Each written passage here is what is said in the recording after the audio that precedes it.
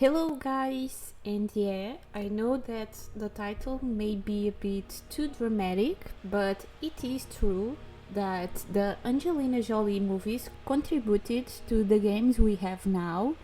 And don't get me wrong, I still love these movies. This will be a video where I point out the ideas that Crystal Dynamics took from the movies. Some of these things you probably already know, but I will also mention things that I never saw anyone talking about, so you might find new things that you didn't know. So I will start with the things that most fans know. The most obvious and hard to miss is the mansion.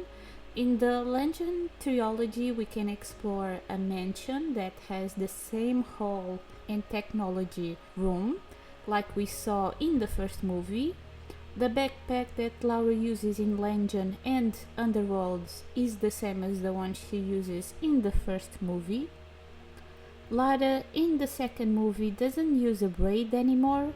This could be the reason why Lara stopped having in the game since Legend.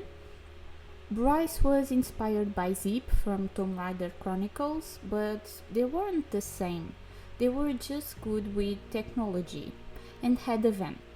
But their personality was different. In Tomb Raider Legend, we got another Zip and a new character named Alistair. They are practically the same as Bryce and Hillary. Alistair wasn't a butler because Winston already existed.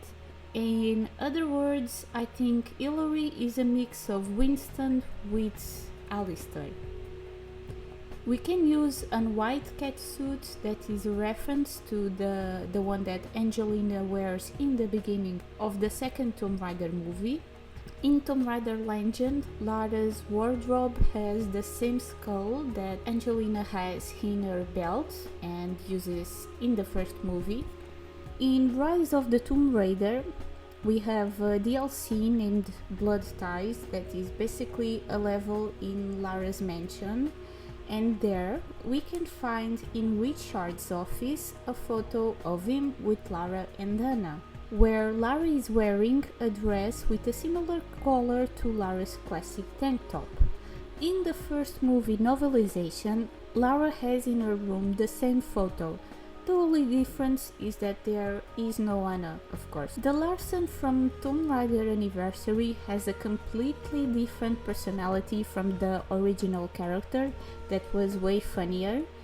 This new Larson seems to be inspired by Terry from the second movie.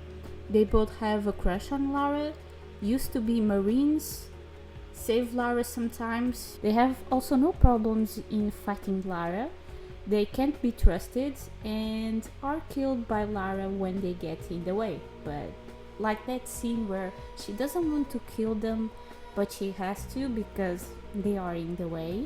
This one most fans are tired, and yes, is the one that Lara's parents aren't alive anymore and she's following in his footsteps and misses him. And he's also an archaeologist. We get this on all 6 games from Crystal Dynamics. It becomes even worse in the Survivor trilogy. The only games that they made that we can enjoy the game without the father story are the spin-offs of Lara Croft and the Guardian of Life and the Temple of Osiris. Main games with the father theme is really tiresome. In the end of Rise of the Tomb Raider, after the final fight, Lara leaves the defeated villain, Constantine, behind. He says that Trinity killed her father, and he begged for his life to make Lara come back. In the movie, the same happens with Paul. He says he killed her father, who begged for his life, to trigger Lara and to make her come back.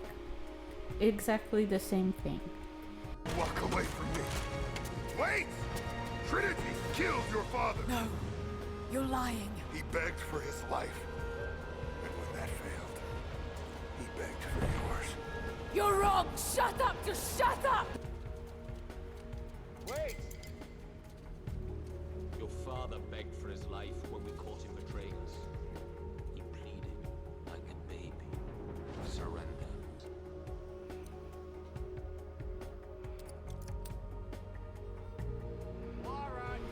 Trinity is basically Illuminati. They are an evil cult that looks for powerful artifacts.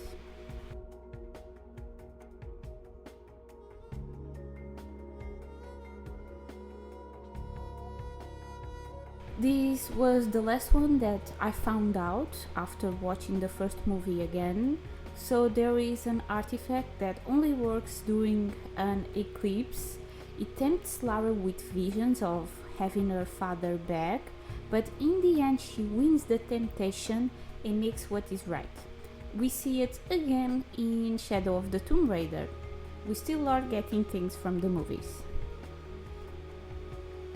Some small things like the manor, the suit, the backpack are cool references to the movie and don't impact the story in any way, but repeating the same story elements like using her father, an evil organization, and the artifact that tempts Lara is a bit too much for me, and it seems like they don't have ideas for the stories of the games, you know.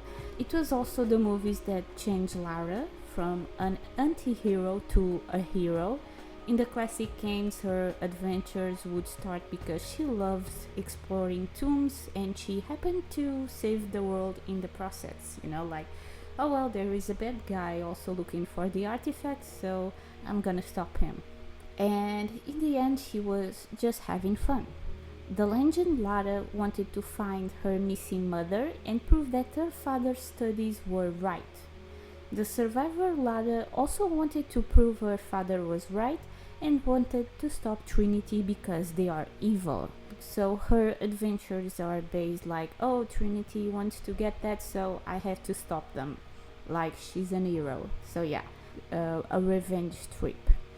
Both are quite generic and dramatic.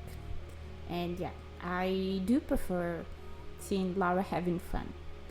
So yeah, that's my opinion. I would love to know yours, and if you actually notice another thing that I missed in this video. So yeah, leave it in the comments, and always don't forget to leave a like to help the video reach more people, and subscribe for more videos of Tomb Raider. I do a lot of videos about it, and until next time, bye bye!